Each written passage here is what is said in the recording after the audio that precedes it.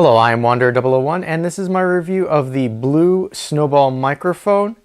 Now, we've all seen a YouTube video with really poor audio quality, and we know that audio is one of the quickest ways to diminish the quality of your video. Now, in my case, I use a camcorder and a wireless mic system. But what if you are a Twitch streamer or you do video tutorials on your computer?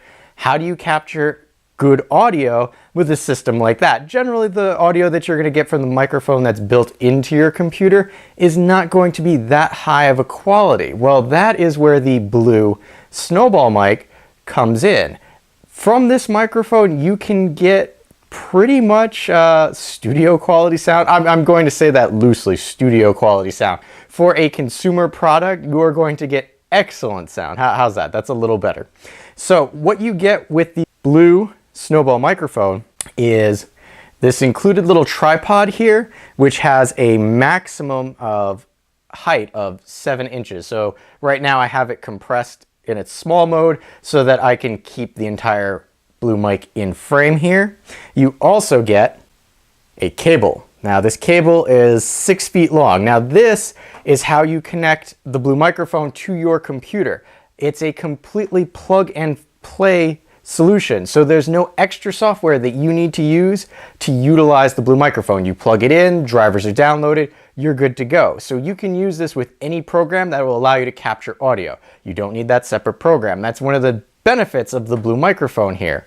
Now, the mic itself is this portion up here, just in case you were wondering. It is about the size of a softball and is 1 pound in weight. Now, it does come in several different colors. This is the particular brushed metallic, so it might look metallic, but this is actually plastic. On the front here, you do have a red indicator light that will turn on once it actually is plugged into a computer. Now, this is the one problem with the brushed metallic. Now, they were running a deal last year on Amazon, so I picked up this particular color. There's several other color options. I'll put them in the description area below. But depending on your setup, this red light may reflect off of the brushed metallic. In fact, you can see on this side, I'm next to a window. It's a little shinier than the other side. So what I'm going to do now is we're going to spin the microphone around so that you can see the back of it, and you can kind of see me back there too because it is the brushed metallic finish. So on the back you have the connector port as well as 3 settings, 1, 2, and 3. These are different audio signatures for the microphone itself.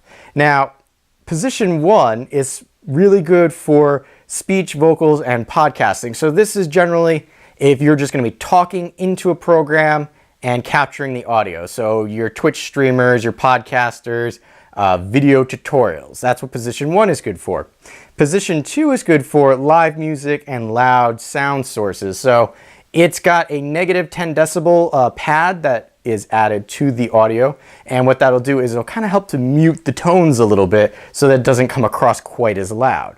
Now, position 3 is a omnidirectional, so it's good for conferences, interviews, and environmental recording. So again, this is going to be 360 sound around the entire microphone itself. So coming back around to the front, there's not much to look at with a microphone of this nature, and really what you're interested in is how it actually sounds. So what I'm going to do now is I'm going to roll in some just blank footage in the background. It's just going to be a black screen, but it's going to be raw audio that I used the Blue Snowball mic to pick up. I just did it in Audacity, and I will throw that in so you can get an idea of what all the different levels sound like, as well as I did several different distances from the microphone, because sometimes mics are really good at picking up signals really, really close, but not so much the further away you get. So I did differing levels, and I will just start with the furthest and work my way closer to the mic so you get an idea of what that sounds like in all of the different settings. This is an audio test of the Blue Snowball microphone. I am positioned 20 to 22 inches away from the microphone at this time. You may or may not have heard some noise in the background. That was a cat attacking some window blinds. But this is a good example of position 1, which is supposed to be mainly for podcasts, so it should just be concentrating on my voice and not the cat in the background. I am speaking at a normal tone facing the microphone just to give you an idea of what the audio levels would be like from this distance. What I'm going to do now is I'm going to point my head away from the microphone at a 90-degree angle, and again speaking at the same tone just so you get an idea of what that sounds like. And I'm going to come facing back to the microphone, and now I'm going to move it to position 2 and do a similar test. So position 2 on the microphone is supposed to have a similar wave structure, so it's supposed to be facing the microphone. It's only supposed to be picking my vocals up. It shouldn't be picking up anything else around the microphone, but it has a negative 10 decibel mask over it, so it kind of helps keep things low. Again, I'm speaking at the same volume I was before. I'm going to turn now again at that 90-degree angle and speak facing away from the microphone to give you an idea of what that sounds like. And now I'm going to come back and face the microphone. Again, the distance is still 20 to 21 inches, but what this is supposed to do is if you have any loud noises like, hey, something like that, it shouldn't be as bad. Now, it will be a little bad now because I've been talking in a low tone and then I spiked it with a high tone, but if I did that with the Cardio 1 position, it would have been really loud and possibly very distorting. So what I'm going to do now is change it to position 3. Now, position 3, I'm again 20 to 21 inches away from the microphone. This position is for omnidirectional sound. So this is supposed to capture things that are happening in the general area as well as in front of the microphone. Now, the cat isn't going crazy at the moment, so I can't really use him as an example. But if I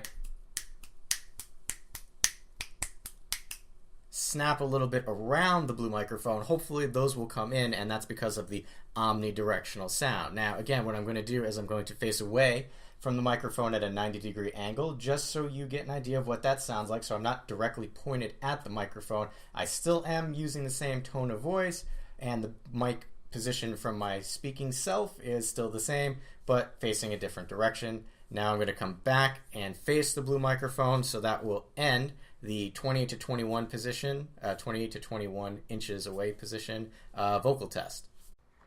This will be the second series of audio tests. Now I have moved the blue microphone 13 inches away from me. I am again speaking at a normal level of vocals. So this is position 1. This is the basic. This is your podcast. This is your talk radio style position, just to give you an idea of what this sounds like. Again, I will turn now 90 degrees away from the microphone so that you can hear what that sounds like. I'm also going to do something I didn't do in the last one because now I can reach, and that's snap or make some noise behind the camera, or behind the microphone, so that you can hear what that sounds like. And again, I'm turning back towards the blue microphone. Again, position 1, so you can hear what that sounds like. I'm going to now change to position 2. So same cardio mode, but this is again that negative 10 decibels. I'm speaking towards the microphone, still at 13 inches away. At this point, I will snap directly behind the camera at arm's length. And I keep saying camera when I mean microphone. That just shows you I spend more time in video stuff than I do in audio. At this time, I'm now going to turn 90 degrees away from the microphone. Again, speaking at my normal tone of voice, still 13 inches away from the mic. Going to now turn back to the microphone and change it one more time to position 3. And position 3 is that omnidirectional sound that you would get. I'm going to reach behind the microphone, do a little snapping so you can hear what that sounds like. I am now going to turn 90 degrees away from the mic so that you get an idea of what this sounds like as well, and then come back and face the microphone. Now, this for me is a more comfortable position distance-wise. How I had it before would be okay if I was going to be doing something away from the computer, but generally I got this for closer things when I'm doing on the computer. So what I'm going to do now is cycle back to position 1. So for me, this is a comfortable distance, and probably what you would use it as. There are some people who kind of get right up on the microphone, and I don't have a pop filter, but I will do one more series of tests just so you can hear what it sounds like where I'm pretty much on the microphone. Alright, and this is the last series of tests. Again, I'm speaking my normal tone of voice. Right now, I am about 4 inches away from the microphone, so this is as comfortable as I feel getting close to the microphone. You may notice that my S's, my P's, and B's will sound distorted a little bit. That's because I do not have a pop filter, but figured I would give you the broadest spectrum that I could for audio samples. So this is the cardio mode 1. I'm not going to turn away from the microphone at this point because I will probably hit it with my head. So we're just going to say this is position 1. Shifting over to position 2, so this is at negative 10 decibels. Again, same distance. This is what it would sound like. Again, not going to turn my head. This will give you an example of what the P's and the B's and the S's sounds like from this distance. And the last bit, this is position 3, so omnidirectional. Same distance away from the microphone, still saying S, still saying pop filter and boy, and just so you get an idea of what this would sound like. And this will end the audio samples. So the microphone itself is compatible with both Windows and Mac computers, and the specifications again will be listed down below, so I don't take up too much video time talking about that. Now, what I noticed in a lot of other videos about the Blue Snowball mic here is that a lot of them don't show the fact that there is a tilt that you could do with it. So it's not just limited to the setup that I had it. You can tilt it up to this angle here, and that will help you get a nice position that's useful for you. It is also detachable from the included tripod, which will allow you to mount it to several other types of microphone arms. So you want to get one that swings around, you want to get one that reduces vibration, you could get one that will allow you to connect a pop filter to it. You could connect a pop filter to this if you got one that was small enough. But really, if you're just starting out or you're looking to up your audio and are in the market for a new microphone, the Blue Snowball mic will only set you back about $70 to $50 depending on where you get it. And really the audio quality that you're going to get from this is better than you're going to get from pretty much any computer standard microphone, or even a cheaper alternative. It's cheap for what you're getting, so I would recommend just spending a little extra money, get the Blue Snowball mic here, and help up your audio game, whether you're a Twitch streamer or a YouTuber, or just like to do a lot of PowerPoint presentations and do voiceovers on them.